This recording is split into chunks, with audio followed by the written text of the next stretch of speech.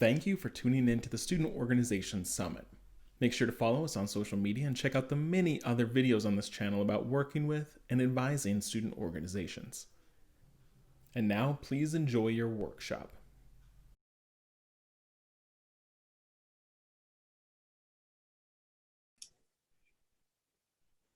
Welcome to Student Organization Training, an asynchronous virtual model for organization success. My name is Jennifer Griffin, and I serve as the Director of the Office of Student Involvement and Leadership at the University of Alabama at Birmingham. Today, I am joined by my colleague, Lauren Cotant, who serves alongside me as the Assistant Director of Leadership and Service. I started my career in student affairs as a graduate assistant with a dual assignment in both housing and Greek life. Following completing my master's degree, I served as both a full-time residence life coordinator and eventually the assistant director for residence life. I've been with the Office of Student Involvement and Leadership since 2016, where I currently serve as the director. Much like Jennifer, I also started my career working in housing and Greek life. I then transitioned to a university's career center and served the institution as the student employment coordinator before transitioning to my current role at UAB. At UAB, I serve as the Assistant Director of Leadership and Service, and I've been on campus since the fall of 2017. The Office of Student Involvement and Leadership, also known as SIL, is comprised of 9 professional staff members that oversee 3 functional areas. These areas include student activities, fraternity and sorority life, and leadership and service. The functional area of leadership and service provides direct oversight of the organization community. Furthermore, we oversee and serve as the primary administrators of the organizational management and student engagement platform Engage by Anthology, formerly known as Campus Labs. UAB is host to nearly 300 student organizations. This includes registered student organizations, university-funded organizations, fraternities and sororities, student government, and club sports. Our work, I'm sure much like yours, requires the regular adaptation of programs and services to meet our students' needs. Lauren and I have experienced the challenges associated to guiding and engaging students in a virtual environment. These challenges have forced us to reflect on our programs and think of creative ways to provide our students with access to resources and meaningful experiences that do not contribute to their Zoom fatigue. This fall, we launched a virtual asynchronous training program for our student organization community, which aimed to do just that. The experience, called the Student Organization Summit, was developed in the summer months of 2020 and designed to directly address complexities of student organization operations amid COVID-19, while also supporting the students' holistic growth as leaders and contributors to the UAB campus and community. As a result of participating in today's presentation, it's our goal to help you identify strategies for adapting or creating a student organization training experience in a virtual asynchronous format. Furthermore, we'll provide you with a variety of essential components which led to the success of this online experience. By the conclusion of the presentation, you should be able to identify at least 3 key components to build a virtual asynchronous training experience. We will first provide a brief overview of the UAB Student Organization Summit and our traditional approach to organization training. Then we'll walk you through our current virtual model, allowing you to see the experience for yourself. Following the review of the model, we will outline strategies for success and walk you through our development process. Lastly, we will review the assessment results and relevance for student success. UAB student organizations are annually required to participate in an in-person training experience, typically delivered in September following the conclusion of organization re-registration. Referred to as the Student Organization Summit, this program allows student organization leaders to come together to discuss university policies, grow leadership skills, and foster connections with other organizational leaders. Each organization is asked to send 2 representatives to the summit. On average, this event would engage upwards of 375 students over the course of an afternoon. Its design mimicked a one-day mini conference. Through collaboration with the Undergraduate Student Government Association, this event maximized participation by requiring attendance in order to access funding resources allocated by the USGA. While this helped us to increase participation, we still struggled to get full community participation due to scheduling challenges, competing athletic events, and other related obstacles. Over the course of the past 3 years, our organization community has grown. We were outgrowing our campus facilities in addition to the growing expenses associated to this event. While we were beginning to brainstorm an alternative method of delivery, the pandemic pushed us to modify our approach much quicker than anticipated. The decision was made to utilize Engage to deliver a virtual asynchronous training in light of the pandemic and to address our growing organization community. Engage is the virtual home for student organizations, and students are already familiar with this platform for all process-related tasks associated to organization maintenance. We use the platform's form feature to create a learning framework supportive of the outcomes intended through the experience. Students could represent up to 3 student organizations through participation and applied roughly 45 minutes of their time to complete a 3-module training experience. The first component gathered information used for reporting purposes, organization name or names if they were representing more than one, their position, and contact information. They then advanced to the first module. The first module was aimed to provide compliance and health promotion, called the Show Campaign. Each module included an informational video and was followed by questions to assess the students' learning. The second module was focused on event management and addressed the updated guidelines for hosting events during the pandemic.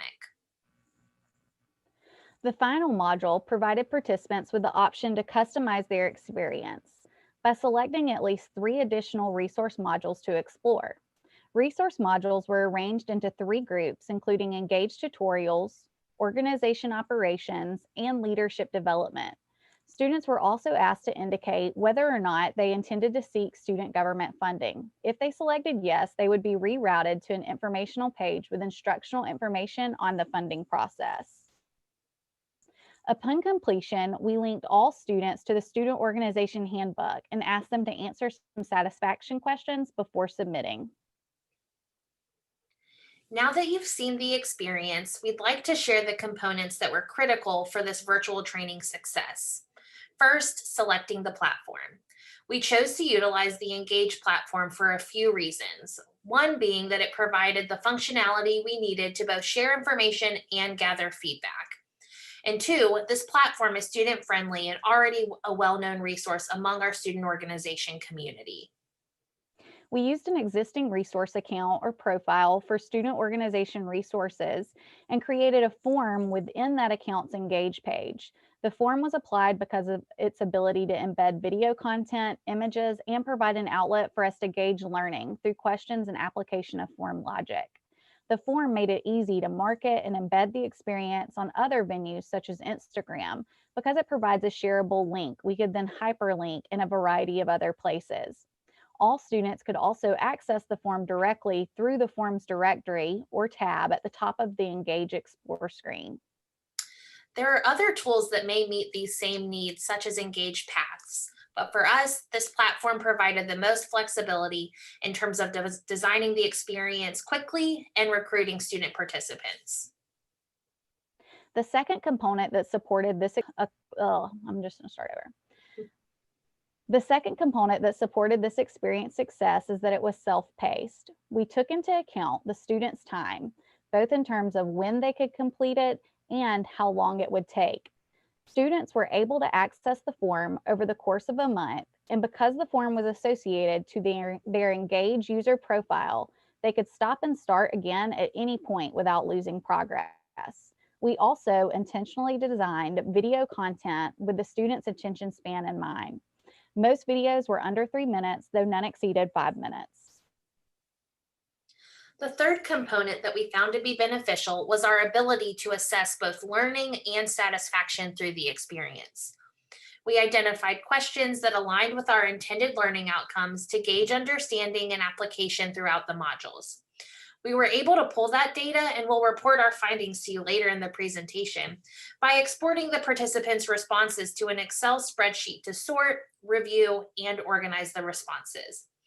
We also built in questions to gauge the students' satisfaction at the conclusion of the form. By building in the assessment, we didn't have to worry about low response rates to follow-up requests regarding the experience and its ability to support their development. The qualitative data we collected supports the satisfaction was aligned with the visual appeal of the experience. We know our students don't read. I'm sure you've had similar experiences with your students as you share electronic resources, such as an organization handbook. With this in mind, we made the decision that all content would be shared in video format. We used YouTube to upload and caption our videos and then embedded them straight to the form. We also created header images for each module to make the students feel like this was an experience opposed to a survey or a form. And lastly, student support. Each year, as we design the Student Organization Summit, we work with student leaders to pitch ideas, gather feedback, and modify our approach based on what we learn. This year, we worked directly with the student government leaders. The students strongly suggested that we proceed with something other than Zoom. This helped us identify an appropriate platform and strategies to deliver information that was still informative while also student-friendly. Because we had their buy-in, it also made it easier to market it to the students and receive student support in sharing the experience on social media.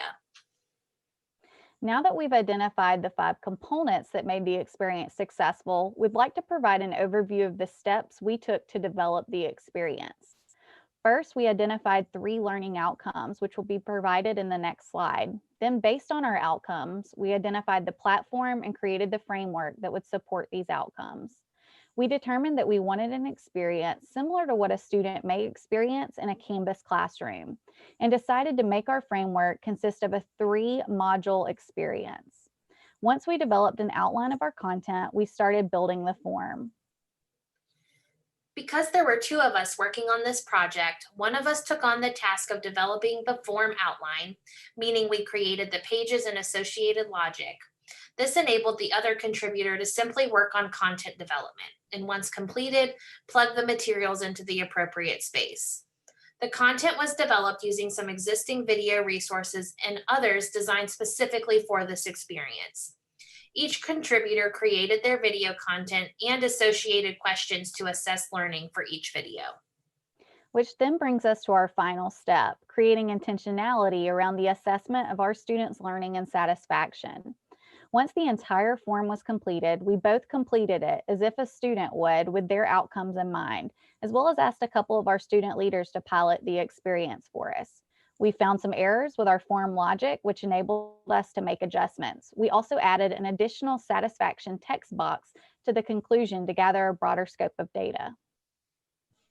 It is our hope that you can make use of this process to develop a similar experience for your campus. To ensure your ability to do so, we'd like to walk through each step in a bit more detail. First, our framework and outcomes. As we shared, we started by identifying our outcomes. We identified 3 outcomes that we felt were necessary and realistic to accomplish. As a result of participating, students were able to 1, recognize their role in the promotion of compliance with the health promoting behaviors. 2, understand the university's guidelines as it related to hosting organization activities. And 3, identify resources for leading and managing a student organization in a hybrid format. We associated 1 learning module to each outcome for the ease of navigation and interpretation of learning upon completion. To build the form, we started by identifying where it should live within the Engage platform. We selected the Student Organization Resources account. Then we created the form, set the form's properties, and began to build the framework by inserting form pages. You can add as many pages as needed and move them around if you want to shift the modules later. We found it helps to label each page using form properties. This ensures contributors are adding information to the appropriate page. Each module was on its own page, and logic was utilized to make the form customizable. We initially built in placeholder text to ensure the format was consistent on each page, since multiple contributors were adding content. Creating the outline of the form was critical to launching this project. We found that having this visual developed, even in preliminary stages, supported us in sharing this concept to student affairs administrators who had heightened interest in this experience due to its application to health promotion during the pandemic. Next, the development of our content. Again, we intentionally designed our content to align with our learning outcomes. We started by creating our outcomes and then outlined existing content that could be used and identified the gaps in content and topics for creation. We divided the content creation tasks and began working. Before embedding into the form, each contributor was asked to develop a script and caption their videos using the department's YouTube account. Furthermore, they were to identify at least 2 learning and/or reflection questions associated to their content. Upon completion, each contributor embedded the video and added their learning questions directly to the form. The bulk of the content, and which is why the form looks so lengthy when reflecting on the pages, is due to the customizable module, Module 3, which allowed each student to select 3 or more resources that would support them as they lead an organization in a hybrid format. Here we created 3 topics: engaged tutorials for organization management, org operations in a virtual environment, and broader leadership development opportunities that could be accessed virtually. Students were not required to pick one of each category. Rather, they could select topics which best aligned with their interest and/or needs. We fortunately had several engaged video tutorials already created, as well as a video series we created at the beginning of the pandemic to support remote organizational management. When we finished designing the experience and launched it for our students, we felt confident that this was a student-friendly approach to training. Yet, we wanted the student participants to tell that story for us. To best understand the impact of the experience, we'd like to share the results with you. While we didn't have quite as many students complete the experience as we would have had at an in-person event, we did have more than 200 participants representing nearly 200 student organizations. The majority of participants only represented one organization, and organization presidents were the most likely to participate. Additionally, 35 organizations had more than one participant represented. In the future, we plan to require completion prior to approving the organization's re-registration. In retrospect, that would have helped us ensure completion and require less follow-up work on the back end of the experience. Furthermore, all 3 learning outcomes were achieved. Based on the students' responses to the embedded questions, we were able to assess their learning. The few students that answered incorrectly were followed up with using the form's discussion board feature. This allowed us to ensure that they received the correct information and also provided an outlet to track that this update had been shared for future accountability purposes. Recall that the 3rd module required the student to self-select at least 3 resource modules. We also wanted to share the participant numbers for these tutorials.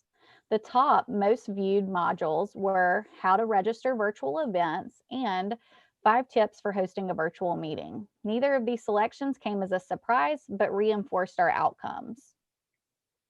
And lastly, satisfaction. We were very pleased with the overall reporting on satisfaction, with more than 50% of participants reflecting the experience was very helpful, and 93% of students recommended that the summit experience be hosted in this format again in the future. The students' qualitative feedback was also very helpful. They confirmed that they enjoyed the reduced time it required of them, the visual appeal of the experience, as well as the ability to customize their content. The president of a club sport that participated shared, "My virtual summit experience was great. For someone who has a busy schedule, this was a great way to keep me engaged while retaining the information in shorter segments. The RSO Summit should definitely be held virtually again in the future." Another RSO leader stated, "I loved the layout of the summit and the ease of choosing topics that I knew my org needed to be informed of. It was precise and visually appealing." While we were pleased with this experience in its first year of application, we are already looking ahead to improve this program for the future. We've identified 3 potential areas for growth. First, we will require completion of the summit prior to approving an organization's re-registration. This will help us with enforcing completion and aligning it further with an existing process. Secondly, we were surprised that we had 6 organization faculty staff advisors participate unprompted. We recognize that this same format would likely benefit our advisor community and plan to either replicate this experience specifically for advisors or create an advisor track within the forum using form logic. Lastly, some of the qualitative feedback was to market this experience to all members, not just officers. We're exploring ways to incentivize completion, whether that be a club designation for funding purposes or social media recognition, for example. We hope to make these adjustments and continue to grow this experience to best support our students' success as leaders of the organization community. We hope this information has been useful for you as you consider ways to engage your student leaders in training through a virtual asynchronous format. If you have any questions about this experience, we do welcome them. Feel free to email either of us and follow us on Instagram to learn more about other programs we provide for UAB students. Thank you for your participation and good luck as you move forward with designing meaningful learning experiences for your students. Thanks for tuning in to the Student Organization Summit. If you're watching this live, feel free to reference the schedule for the day and use the link in the schedule to access a Q&A room where you can ask questions or chat with the presenters from this workshop. If they didn't list a Q&A link, or you're watching this video after the event, thank you for your interest in the Student Organization Summit.